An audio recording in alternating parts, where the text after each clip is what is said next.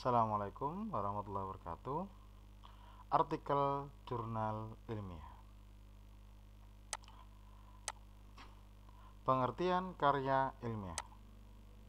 Karya ilmiah menurut Zulmiatri dan kawan-kawan, karya ilmiah adalah merupakan salah satu hasil pemikiran dan imajinasi seseorang yang dikonfirmasikan pada orang lain dan telah diuji kebenarannya serta dapat diterima dan ditulis secara ilmiah. Pendapat yang lain misalnya menurut Brotowijoyo dalam Rosmiati 2017, karya ilmiah merupakan karangan ilmu pengetahuan yang menampilkan fakta dan dibuat dengan menggunakan metodologi penulisan yang baik dan benar.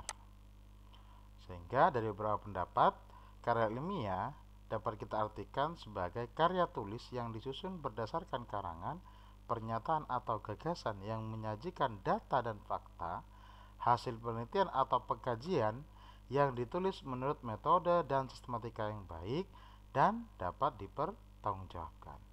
Itu adalah pengertian sebuah karya ilmiah. Selanjutnya adalah ciri-ciri karya ilmiah. Yang pertama, sistematis. Dalam artian tatanan penulisan membentuk suatu sistem yang utuh, menyeluruh dan terpadu. Kemudian logis, berdasarkan logika dan penalaran. Jadi penyusunan beserta sistematikanya harus logis dan sesuai dengan nalar, terutama dalam bab pembahasan dan penarikan kesimpulan. Kemudian sesuai dengan keadaan atau fakta yang sebenarnya. Jadi karya ilmiah itu sangat dilarang untuk memanipulasi atau memberikan data yang tidak benar. Jadi harus sesuai dengan keadaan atau fakta yang sebenarnya. Kemudian etis, sesuai dengan kaidah atau aturan yang disepakati secara umum. Ini adalah ciri-ciri karya ilmiah. Selanjutnya adalah macam-macam karya ilmiah. Ada beberapa macam-macam karya ilmiah. Yang pertama, paper atau makalah, yang mungkin biasanya sering dikerjakan atau dibuat oleh mahasiswa ketika mengikuti mata kuliah tertentu dan diminta untuk presentasi. Makalah adalah karya tulis yang memuat pemikiran tentang suatu masalah atau topik tertentu yang ditulis secara sistematis dan lutut dengan disertai analisis yang logis dan objektif. Biasanya sangat banyak digunakan oleh mahasiswa untuk mempresentasikan suatu topik tertentu yang ada hubungannya dengan mata kuliah. Yang kedua adalah artikel ilmiah. Artikel ilmiah adalah karya tulis yang dirancang untuk dimuat dalam jurnal ilmiah yang ditulis dengan tata cara ilmiah dan penyajiannya yang tidak panjang lebar tetapi tidak mengurangi nilai keilmiahannya. Ini nanti fokus kita adalah pada artikel ilmiah. Karena baik mahasiswa maupun dosen dituntut untuk membuat artikel ilmiah dan dimuat di sebuah jurnal. Artikel ilmiah itu biasanya lebih ringkas daripada skripsi, tesis atau yang lainnya, karena dia hanya memuat ringkasan-ringkasan penelitian, tapi nilai keilmiahannya juga tetap dijaga. Yang ketiga adalah artikel populer. Kalau artikel populer biasanya adalah karya tulis yang ilmiah yang ditulis tidak begitu ketat, artinya tidak terlalu pakem pada sistematika atau tata cara dalam penulisan artikel ilmiah, karena masih bersifat umum. Biasanya digunakan untuk memberikan informasi yang jelas kepada pembaca. Jadi kalau artikel populer itu biasanya lebih mengedepankan informasi yang penting. Kemudian yang keempat yaitu adalah skripsi, tesis, dan disertasi. Biasanya ini menjadi karya tulis yang dibuat oleh mahasiswa, baik itu mahasiswa S1, S2 maupun S3, sebagai prasyarat untuk tugas akhir. Nah, bisa melalui studi pustaka, penelitian bacaan, penyelidikan, observasi atau penelitian lapangan, dan akhirnya harus diujikan. Jadi nanti diuji mengenai baik itu skripsi maupun tesis maupun disertasi. itu adalah skripsi, tesis, dan disertasi. Di bab selanjutnya kita akan membahas tentang skripsi gitu ya. Selanjutnya ada resensi. Resensi biasanya digunakan untuk pengulasan atau penilaian sebuah buku yang kemudian diedarkan atau dipublish melalui surat kabar atau majalah. Jadi kalau resensi ini biasanya dia menilai tentang sebuah buku, baik itu dari segi penulisan, kedalaman informasi, atau mungkin topiknya, itu terserah. Yang penting tentang pengulasan atau penilaian sebuah buku. Sedangkan yang keenam adalah buku itu sendiri. Buku adalah kumpulan kertas atau bahan lainnya yang dijilid menjadi satu dan salah satunya berisi tulisan atau gambarnya yang isinya menguraikan suatu bidang ilmu. Biasanya buku ini sangat tebal bentuknya, kemudian ditulis dengan merujuk pada daftar referensi yang jelas dan rujukannya juga harus jelas gitu. Dan biasanya sistematikanya sangat runtut, pembahasan apa saja tidak ada aturan yang membatasi aturannya. Jadi terserah penulis mau menulis dalam bentuk apa, sistematikanya mau dibahas dari mana, itu adalah sebuah buku. Kita akan banyak menjumpai di perpustakaan atau mungkin buku-buku dalam bentuk online. Yang ketujuh adalah laporan penelitian. Laporan penelitian adalah karya tulis yang berisi paparan tentang proses dan hasil-hasil yang diperoleh dari kegiatan penelitian. Jadi laporan penelitian.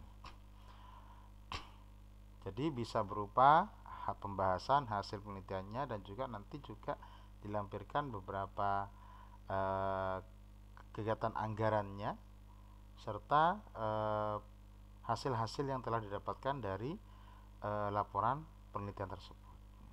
Itu mengenai laporan penelitian. Itu terkait macam-macam karya ilmiah, dan mungkin juga ada yang lain lagi mengenai karya ilmiah. Misalnya berupa proceeding atau mungkin makalah yang diseminarkan, meskipun kategorinya masih makalah gitu ya. Dan beserta artikel-artikel yang mungkin dipublish di website dan lain sebagainya. D. Sistematika artikel jurnal ilmiah. Sistematika artikel jurnal ilmiah dapat berbeda-beda bergantung perguruan tinggi atau jurnal yang akan mempublishnya. Jadi dalam artikel jurnal ilmiah, untuk sistematika atau formatnya itu sangat bergantung pada perguruan tinggi. Misalnya seorang mahasiswa ingin membuat artikel ilmiah, maka terlebih dahulu ditentukan ini keperluan untuk apa. Bisa melihat pedoman-pedoman dalam sebuah perguruan tinggi atau kampusnya. Atau jika ingin dipublish dalam jurnal, maka kita harus mengikuti aturan-aturan yang ada di jurnal tersebut. Baik itu jurnal yang ada di perguruan tinggi kita sendiri atau mungkin di jurnal yang ada di perguruan tinggi yang lain. Namun secara umum sistematikanya misalnya ada dua hal atau ada dua macam. Misal yang pertama adalah penelitian. Formatnya berupa judul ya untuk penelitian, kemudian abstrak, kemudian pendahuluan. Dimana di sini ada latar belakang, landasan teori, tujuan penelitian dan pemecahan masalah. Kemudian selanjutnya dilanjutkan dengan metodologi penelitiannya atau metode penelitian. Setelah metode, hasil penelitian, kemudian ada temuan dan pembahasan atau diskusi dan pembahasan. Yang terakhir adalah kesimpulan dan saran. Bisa juga ditambahkan ucapan terima kasih untuk pihak-pihak yang terkait atau yang terlibat dalam proses penelitian. Sedangkan untuk format yang non penelitian ini lebih simpel. Yang pertama bisa judul, abstrak, kemudian pendahuluan. Yang seterusnya adalah isi, yaitu kajian literatur dan pembahasan karena non penelitian. Jadi tidak ada metode penelitiannya. Dia hanya mengkaji literatur saja atau kajian pustaka. Kemudian setelah itu kesimpulan dan terakhir adalah daftar pustaka. Nah, itu adalah sistematika artikel jurnal ilmiah baik penelitian maupun non penelitian. Abstrak dan kata kunci. Jadi beberapa sistematika yang di atas tadi, misal untuk bagian abstrak ya, kita harus memahami apa itu abstrak. Abstrak merupakan ringkasan keseluruhan artikel yang meliputi tujuan, metode, hasil, dan kesimpulan. Jadi abstrak itu dibuat untuk meringkas secara keseluruhan ya. Jadi tanpa harus membaca penelitian secara utuh, namun kita sudah bisa menangkap isi dari penelitian tersebut. Ini harus ada dalam abstrak. Biasanya jumlah katanya antara 100 hingga 200 kata, tapi sangat bergantung pada lagi-lagi adalah ketentuan dalam penulisan di sebuah perguruan tinggi atau jurnal tertentu. Kemudian abstrak mengandung kata kunci di bagian akhir. Biasanya dari abstrak itu di bagian akhirnya ada kata kunci untuk memahami atau kata kunci khusus dalam abstrak tersebut. Kata kunci menggambarkan aspek masalah yang diteliti. Bisa berupa kata atau frase pendek nanti ya. Misalnya umumnya terdiri dari 3 hingga 8 kata yang dapat disusun dalam frase pendek. Itu adalah abstrak dan kata kunci. Kalau kita sering banyak membaca mengenai artikel atau publikasi jurnal ilmiah, kita akan tahu bentuk, format, dan abstrak serta cara pembuatan kata kuncinya. Nanti akan kita coba lihat format-format atau mungkin template dari jurnal-jurnal yang bereputasi baik internasional maupun nasional serta dari predikat Sintanya juga. Selanjutnya adalah pendahuluan. Pendahuluan memuat penelitian terdahulu dan dibandingkan dengan penelitian yang dilakukan saat ini. Jadi kita bisa menampilkan penelitian-penelitian yang relevan atau mungkin penelitian yang terdahulu, kemudian kita bandingkan dengan rencana penelitian kita. Sehingga kesenjangan antara teori dan hasil nanti akan terlihat nampak kontribusi dari penelitian yang akan kita lakukan. Jadi apa yang membedakan penelitian kita dengan penelitian sebelumnya, kemudian kolaborasikan dengan fakta, teori, dan opini. Penelitian terdahulu untuk mendukung gagasan dan argumentasi penulis. Ini bisa jadi sebagai dasar atau pendukung terhadap argumentasi penulis penelitian terdahulu. Kemudian yang diulas adalah berupa fakta, teori, dan opini. Tentu diolah atau dinarasikan secara terpadu dan sistematis. Dan dalam pembuatannya, pendahuluan itu sebaiknya dimulai dari paragraf-paragraf mengenai gagasan kita. Kemudian setelah itu didukung oleh fakta atau pustaka yang menjadi rujukan. Jadi sebaiknya, bukan berarti tidak boleh, namun sebaiknya kita mengungkapkan ide, opini kita, kemudian baru didukung oleh fakta atau teori.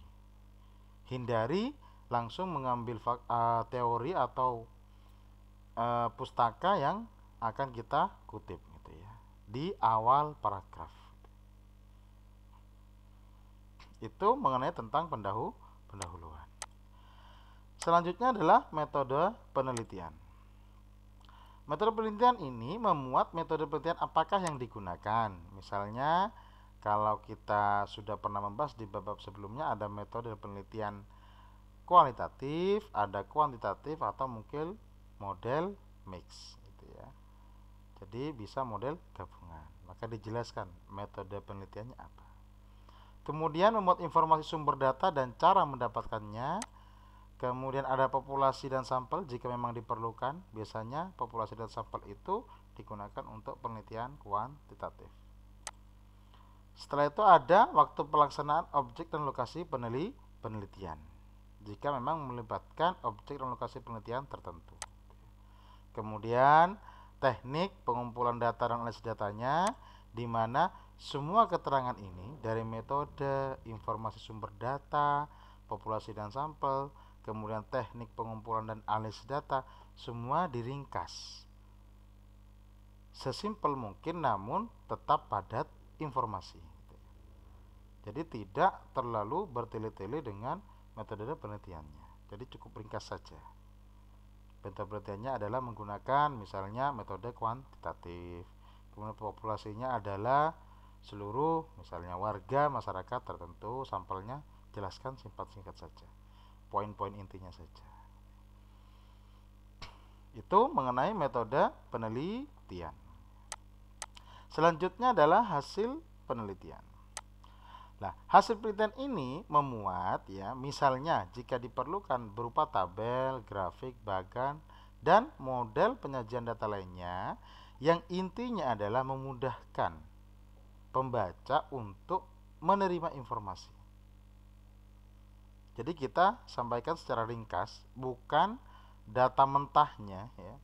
Misal data mentah kemudian kita sajikan, namun sudah berupa ringkasan dari pengumpulan datanya. Kemudian bisa memuat hasil utama dan pendukung. Jadi data-data tersebut misalnya atau informasi-informasi tersebut ada hasil yang utama, kemudian ada pendukungnya. Sebaiknya dimulai dari hasil yang utama terlebih dahulu, baru kaitannya dengan data-data pendukungnya. Setelah itu meringkas dan menginterpretasikan hasil analisis data. Jadi kita juga harus membahas data-data tersebut sebenarnya kaitannya dengan penelitian kita apa, maknanya apa, kemudian interpretasinya bagaimana. Itu hasil penelitian. Selanjutnya adalah pembahasan. Ada yang menggabungkan antara hasil penelitian dan pembahasan jadi satu format, dan ada yang memisahkan. Misalnya kita dalam hal ini kita pisahkan. Pembahasan misalnya memuat penjelasan sistematis dan interpretasi hasil. Karena tadi sudah ada hasil penelitian, maka kita menjelaskan secara sistematis, menarasikan dengan baik, dan menginterpretasikan. Dan kalau bisa diusahakan, implikasinya itu untuk kajian masa depan itu apa. Jadi membuka ruang diskusi. Kemudian menjawab pertanyaan yang diajukan di bagian pendahuluan. Jadi di bagian pendahuluan kita sudah mengungkapkan ada permasalahan apa sehingga kita harus melakukan atau hendak melakukan sebuah penelitian. Maka di pembahasan ini sebaiknya sudah mulai menjawab pertanyaan di bagian pendahuluan tersebut. Kemudian yang selanjutnya adalah memuat pembahasan kesesuaian hasil penelitian dengan teori. Tentu saja dari hasil-hasil pembahasan ini kita bisa mengutip atau memberikan dukungan teori. Tidak usah terlalu banyak sebagaimana kajian pustakanya. Jadi cukup pada bagian-bagian tertentu saja yang kita kaji secara teorinya.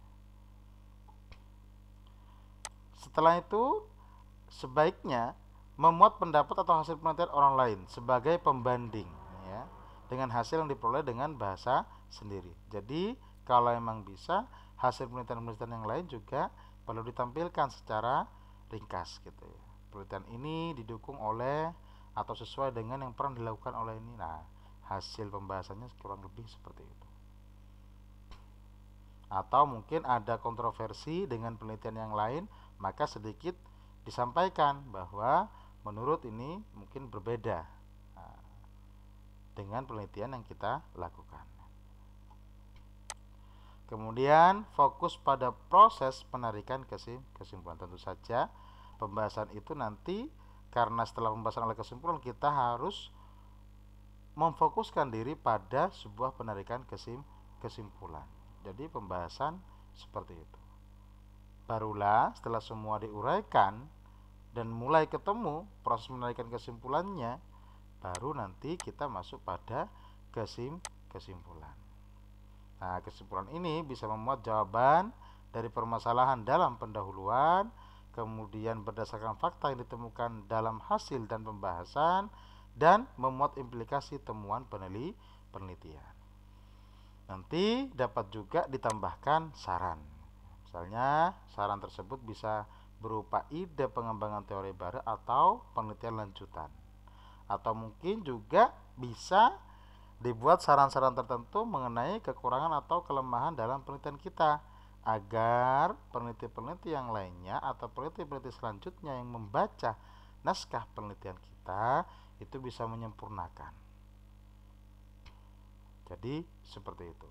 Itulah sistematika dari judul, kemudian abstrak, kemudian pendahuluan, kemudian metode penelitian, kemudian ada pembahasan, ada hasil penelitian dan pembahasan, kemudian yang terakhir adalah kesimpulan. Tentu saja bagian terakhir nanti adalah setelah kesimpulan adalah daftar pusaka atau bibliografi.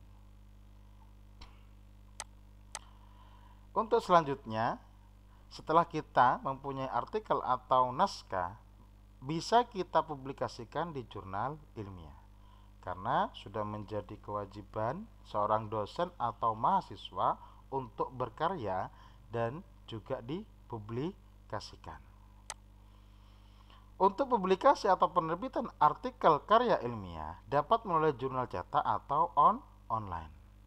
Namun, seiring dengan berkembangnya waktu, zaman yang mungkin semakin modern, hampir mayoritas sekarang melalui jurnal online. Karena jurnal online ini memudahkan deteksi plagiasi, kemudian tingkat atau klasifikasi jurnalnya gitu ya, dibandingkan dengan jurnal cetak. Jadi sekarang semuanya sudah serba online. Nah, namun sebelum kita menerbitkan naskah artikel, sebagaimana yang saya sampaikan di awal tadi, kita harus memahami karakteristik jurnal online yang kita tuju. Misalnya jurnal A, kira-kira nanti aturannya bagaimana? Nanti biasanya diatur dengan baik atau ada istilah template. Yang pertama kita harus tahu terlebih dahulu temanya sesuai tidak dengan tema yang akan kita tulis. Jangan sampai naskah kita tentang pendidikan namun akan kita publish di jurnal teknik engineering misalnya. Maka nanti kemungkinan besar jurnal naskah kita akan ditolak karena tidak sesuai dengan karakteristik dari jurnal yang kita tuju. Jadi kalau naskah kita atau bidang keilmuan kita tentang pendidikan, maka carilah jurnal yang membahas tentang pendidikan. Kemudian setelah kita tahu dan sudah sesuai dengan keilmuannya, barulah kita bisa mendownload atau mencari template atau aturan penulisannya. Biasanya setiap jurnal online mempunyai template tertentu yang diinginkan. Masing-masing jurnal mempunyai aturan pengelolaan dan aturan penulisan. Ini yang saya bahas tadi tentang template. Jadi bisa kita download di masing-masing jurnal. Biasanya ada template penulisannya, sehingga memudahkan para penulis untuk atau sesuai dengan kriteria dan aturan yang ada. Kita dapat mengetahui aturan, submit naskah, temanya, kemudian format tulisan dengan mengakses alamat website jurnal online. Sekali lagi, enaknya jurnal online adalah kita bisa melihat aturan, formatnya, kemudian klasifikasi dan tingkatannya semuanya ada. Namun semakin tinggi klasifikasi sebuah jurnal, biasanya rata-rata hampir berbayar untuk mempublish di jurnal ilmiah. Itu terkait dengan publikasi jurnal ilmiah. Kemudian proses publikasinya, misalnya kita punya naskah dari penulis ya, artikel, kita kirimkan submit ke sebuah jurnal, kemudian nanti diterima oleh editor NCEP ini, kemudian section editor. Setelah lolos barulah direview. Setelah direview, ini bisa diterima atau ditolak. Tapi kalau memang naskah kita kurang sesuai dengan karakteristik jurnalnya, biasanya langsung ditolak gitu ya. Jadi sudah sesuai atau belum? Kalau memang sudah sesuai, maka barulah kemudian diproses oleh reviewer. Nanti dari reviewer ada rekomendasi perbaikan. Kalau memang ada perbaikan. Tapi kalau tidak ada perbaikan atau selesai diperbaiki, maka barulah dipublish gitu ya.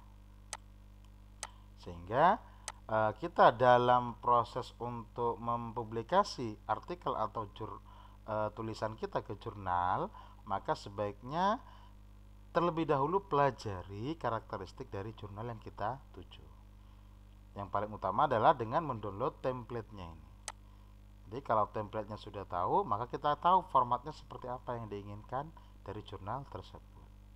Kemudian juga ada tema-tema yang akan dipublish oleh jurnal tersebut, sehingga harusnya naskah kita itu sesuai dengan jurnal yang kita tuju, sehingga kecil kemungkinan untuk ditolak. Kalau gaya penulisannya bagus, temanya sudah sesuai, kemudian aturan penulisannya sesuai template-nya gitu ya, template dari masing-masing jurnalnya, maka kemungkinan besar akan diterima. Meskipun ada sebagian besar jurnal-jurnal tertentu yang memang membutuhkan biaya untuk mempublishnya. Itu mengenai proses publikasinya.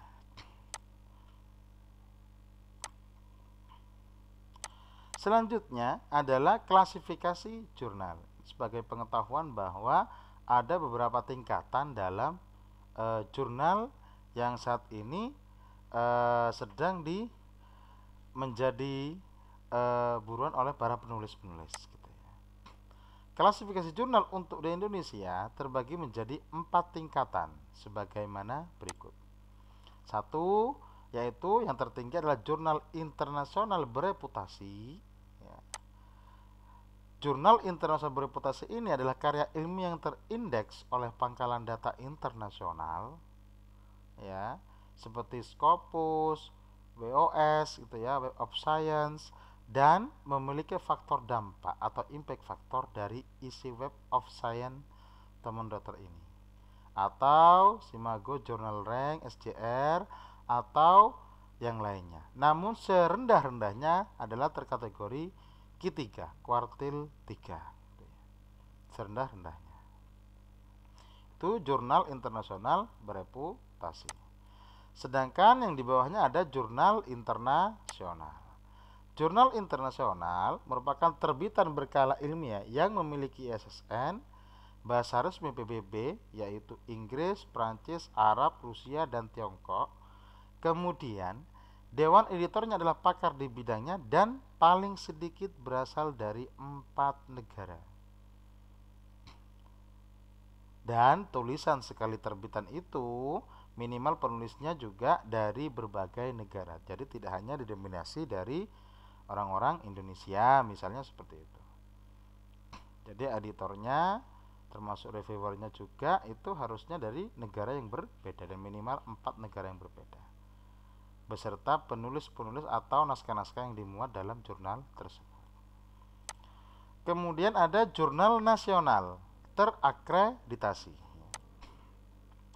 Jurnal nasional terakreditasi adalah terbitan berkarya ilmiah yang memenuhi kriteria sebagai jurnal nasional dan mendapat status terakreditasi dari Direktorat Jenderal Pendidikan Tinggi atau Kepala LIPI. Jadi dia sudah terakreditasi dan pengakuan akreditasinya itu biasanya ditampilkan dalam jurnal tersebut atau dipublish di website resminya. Yang terakhir adalah jurnal nasional, dalam hal ini berarti belum terakreditasi. Minimal terbitan berkarya ilmiah yang memiliki SSN setidaknya ya. Kemudian penulis yang berasal dari sedikitnya 2 institusi yang berbeda, misalnya penulisnya dari kampus A dan kampus B misalnya. Kemudian mempunyai dewan editor yang terdiri atas para ahli dalam bidangnya dan berasal dari sedikitnya 2 institusi yang berbeda. Nah, itu beberapa tingkatan atau klasifikasi jurnal dari jurnal internasional bereputasi, kemudian jurnal internasional, kemudian jurnal nasional terakreditasi, dan jurnal nasional.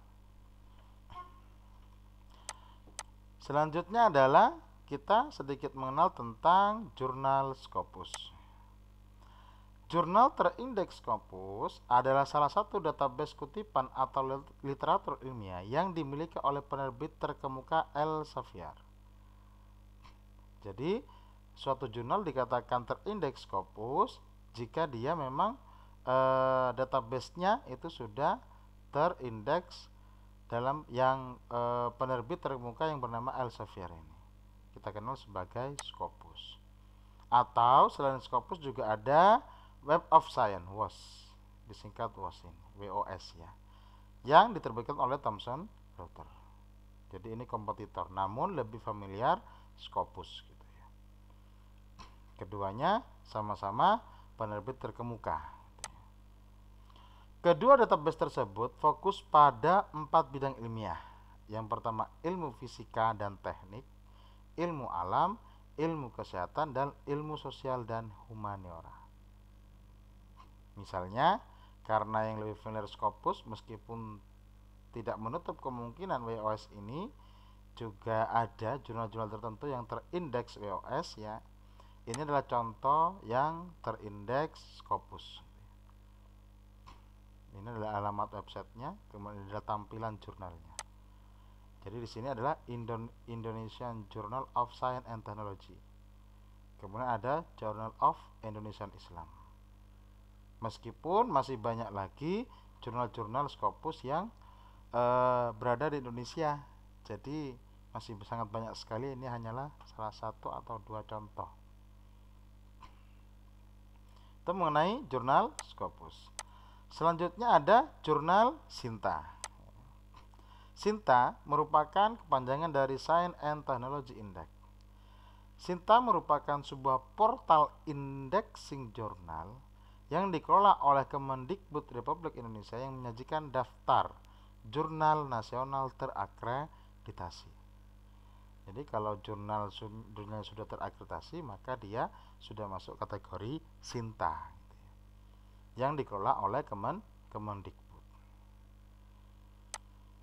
Nah, untuk macam atau tingkatannya, macam-macam Sintanya atau tingkatan dari yang tertinggi, yaitu ada Sinta 1, Sinta 2, Sinta 3, 4 hingga 6. Lah, Sinta 1 itu jika nilai skornya itu antara 85 hingga 100, kemudian Sinta 2 itu 70 sampai 85, kemudian Sinta 3 itu 60 sampai 70, begitupun seterusnya. Itu tingkatan untuk Sinta. Lah, sebaiknya kalau kita ingin menerbitkan atau menuliskan artikel, sebaiknya di jurnal yang sudah terakreditasi. Entah itu Sinta 6, Sinta 5, 4, kalau bisa memang di Sinta 1. Apalagi terindeks Scopus atau WOS gitu ya. Itu sangat baik sekali. Namun rata-rata biasanya berbayar. Tentu saja biaya yang digunakan itu tidak sedikit gitu ya. Nanti kita akan lihat berapa biaya-biaya untuk jurnal-jurnal tertentu, misalnya seperti itu. Ada yang sampai 6 juta, ada yang sampai 5 juta, tergantung tingkatan dan pengakuan terhadap jurnal tersebut. Ini mengenai jurnal Sinta. Beberapa contoh, misalnya ini adalah International Journal of Evaluation and Research in Education (IJRE) ya. Ini terindeks Sinta 1. Kemudian contoh dari Sinta 2 ada IJEE, Indonesian Journal and English Education. Ini adalah Sinta 2. Meskipun jurnal yang terindeks Sinta 1 dan Sinta 2 itu masih sangat banyak sekali. Kemudian Sinta 3, kebetulan ini ada tulisan saya sendiri di Sinta 3 gitu ya. Jurnal Sains Dasar. Nanti akan kita lihat untuk menentukan Sinta 1, 2, 3 dan seterusnya itu dari mana, nanti akan kita cek secara online. Selain itu ada Sinta 4, kemudian ada Sinta 5 contohnya misalnya ya. Kemudian ada Sinta 6. Yang terendah adalah Sinta 6. Nah, selain jurnal-jurnal yang terakreditasi ini, mungkin ada juga jurnal yang belum terakreditasi. Jika memang terpaksa belum bisa submit atau menuliskan artikel di jurnal yang sudah terakreditasi, bisa juga menuliskan di jurnal yang belum terakreditasi. Tapi sebaiknya dianjurkan di jurnal yang terakreditasi. Namun daripada tidak pernah publish, sebaiknya diusahakan untuk publish, baik itu mahasiswa maupun dosen. Dan diusahakan di jurnal online agar mudah untuk kebutuhan apapun di masa yang akan datang. Kemudian jurnal-jurnal lainnya dapat diakses melalui halaman sinta.kemendikbud.go.id journal. Jadi ini adalah situs di mana kita bisa melihat jurnal-jurnal yang dikelola oleh Kemendikbud, atau jurnal-jurnal Sintanya. Kita coba untuk melihat beberapa jurnal ya, dari Sinta 1 gitu ya, dari Scopus Sinta 1 sampai dengan Sinta 6. Selain itu kira-kira bagaimana cara untuk melihat jurnal tersebut Sinta 1 atau 2 dan seterusnya. Ini yang saya contohkan tadi, alamat situsnya ini ya. Ini adalah UPI, Universitas Pendidikan Indonesia, ada Indonesian Journal of Science and Technology. Kemudian ketika kita melihat sebuah jurnal, kita bisa melihat artikel template-nya untuk mempelajari template-nya bagaimana ya. Tinggal kita download. Ini adalah template aturan penulisannya, di sini dijelaskan semua, kemudian kita download. Barulah artikel kita sesuaikan dengan template tersebut. Kemudian untuk melihat jurnal ini sudah Sinta berapa, maka tinggal klik di bagian sini. Biasanya ada logo Sintanya. Jadi kalau jurnal tersebut sudah mendapatkan predikat Sinta, maka dia menampilkan logonya, tinggal kita cek saja. Maka akan muncul. Dia berarti terakreditasi Sinta 1. Nah, bisa kita masuk ke websitenya lagi. Kemudian di sini juga kebetulan juga terindeks Scopus. Dan visitornya di sini sudah sangat banyak sekali dari berbagai negara ya. Jadi ada negara Indonesia sampai banyak sekali ini negara-negara lain yang sudah mengakses jurnal ini. Karena memang menggunakan bahasa internasional. Jadi bisa menjadi rujukan dalam skala internasional. Ini jadi sudah terindeks di Scopusnya ini ya, jurnal Indonesian Journal of Science and Technology. Kemudian di website resmi Scopus ini sudah terdaftar memang. Berarti memang benar-benar terindeks gitu. Nah, inilah contoh jurnal yang terindeks Scopus dan mempunyai predikat Sinta 1. Selanjutnya ada lagi Journal of Indonesian Muslim ini ya. Di sini juga bisa kita cek visitornya, kemudian Scopusnya, kemudian Sintanya juga bisa kita cek ya, Scopusnya juga bisa kita cek.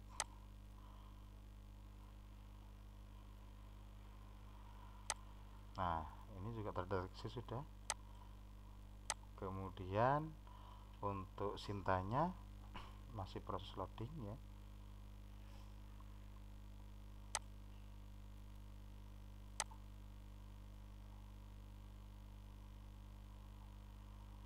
Nanti juga akan terdeteksi. Misal kita lanjutkan saja ke jurnal yang selanjutnya, yaitu ada IJRE ya. Di sini bisa kita cek lagi untuk misal kita ingin mengambil template-nya, kita cari-cari saja di websitenya, biasanya ada. Kemudian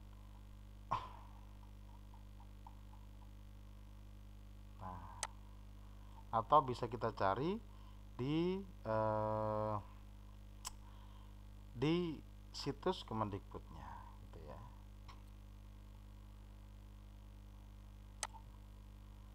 Nah, ini dia. Misalnya kita ambil untuk template-nya juga bisa di sini ya.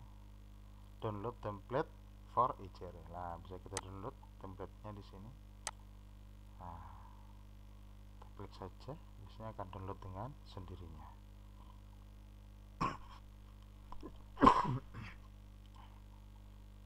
Kemudian ada beberapa jurnal yang lainnya. Di sini yang menampilkan S2 berarti Sinta 2. Kemudian ini adalah Sinta 3, di mana tulisan saya sendiri. Nah, kita cek saja di Sinta 3. Nah, ini Sinta 3, jurnal sains dan dasar. Jurnal sains dasar ya. Kemudian Sinta 4, ya. Inilah contoh untuk Sinta 4. Kalau kita cek Sinta 4 ya. Kemudian Sinta 5 templatenya, kemudian kita bisa cek jurnal Sinta 5 ya. Kemudian ada Sinta 6 ya. Nah, jika ingin mengecek atau melihat dari website resmi Kemendikbud ya, jurnalnya bisa di sini ya. Nah, ini adalah situs resmi dari Sinta Kemendikbud. Kita bisa mencari nama jurnal di sini, gitu ya. Nah, di sini sudah ada semuanya. Jurnal-jurnal yang dimana misalnya contohnya Gajah Mada International Journal of Business, Gamaib, jadi full scholar offset. Di sini langsung muncul S1 berarti Sinta 1. Kemudian terindeks Scopus dan juga Garuda. Misal kita buka, biasanya ada tanda centang. Nah, ini dia Sinta 1 dan seterusnya. Saya kira cukup sekian terkait dengan artikel jurnal ilmiah. Mudah-mudahan bermanfaat. Saya akhiri, kurang lebihnya mohon maaf. Assalamualaikum warahmatullahi wabarakatuh.